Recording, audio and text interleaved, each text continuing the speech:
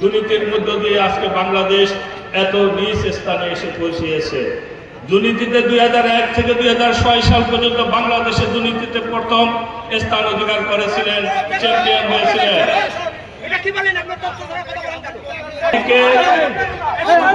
আমরা চাই,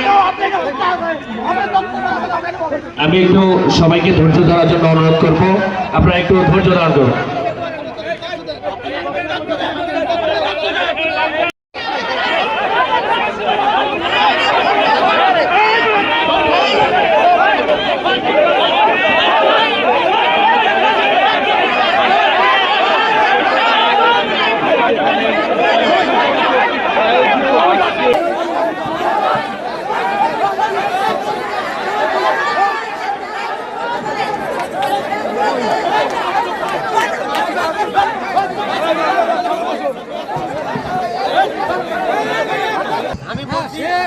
ক্ষমতা থাকুক, সবাই কথা বলুন।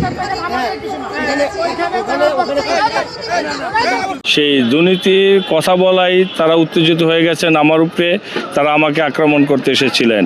কিন্তু আমাদের সংবিধানে আমাদের যেই অধিকার ছিল সেটা হলো সম অধিকার বন্টন, সম অধিকার বাস্তবায়ন করব এবং আমরা সম অধিকারের ভিত্তিতে নির্বাচনী প্রচারণা চালাবো। যে লেভেল প্লেন ফিল্ডের কথা বলা হয়েছিল, আজকে পর্যন্ত আপনারা দেখেছেন কতটুকু লেভেল প্লেন ফিল্ড বাস্তবায়ন হয়েছে। আমি শুধু এটা বলছি যে দুর্নীতি বাংলাদেশের উন্নয়নের জন্য 1 নম্বর সমস্যা হচ্ছে দুর্নীতি।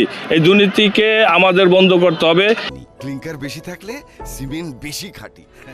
আনোয়ার সিমেন্ট। এই দুর্নীতি আমরা দেখেছি পিছনে 2001 সাল থেকে 2006 সাল পর্যন্ত দুর্নীতি হয়েছে। আমরা দুর্নীতি চাই না, এই কথা শুনেই তারা আমার উপরে আমার উপর ঝাঁপিয়ে পড়ে তারা আমাকে আক্রমণ করার জন্য। আপনারা অনেকে এগুলো দেখেছেন। এখন আমরা চাই বাংলাদেশে একটি সুষ্ঠু নির্বাচনের জন্য লেভেল প্লেন ফিল্ড বাস্তবায়ন। এখানে একটা নির্দেশ ছিল যে কাউকে কোনো স্পেসিফিক কাউকে কোনো দোষারোপ না করে, কোনো দলের প্রতি দোষারোপ না করে সমীহভাবে সবাইকে কথার জন্য বলা হয়েছিল।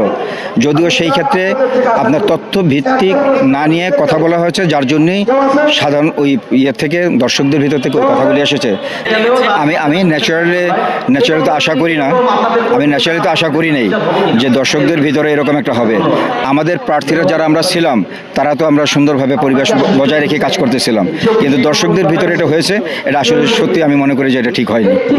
শরৎপুর কলেজ মাঠে সুপ্রিম পার্টি কর্তৃক আমাদের 8 জন প্রার্থী এবং জনগণের মুখামুখি আর কি, তারা কি উন্নয়ন করবে এই নিয়ে সমাবেশ করাকালে বাংলাদেশ সুপ্রিম পার্টির নূর মোহাম্মদ সাহেব একটু ওই 2006 এবং 91 থেকে 96 একটু বক্তব্য আত্মঘাতী একটা দলকে ইঙ্গিত করার পরে সবাই একটু করছিল।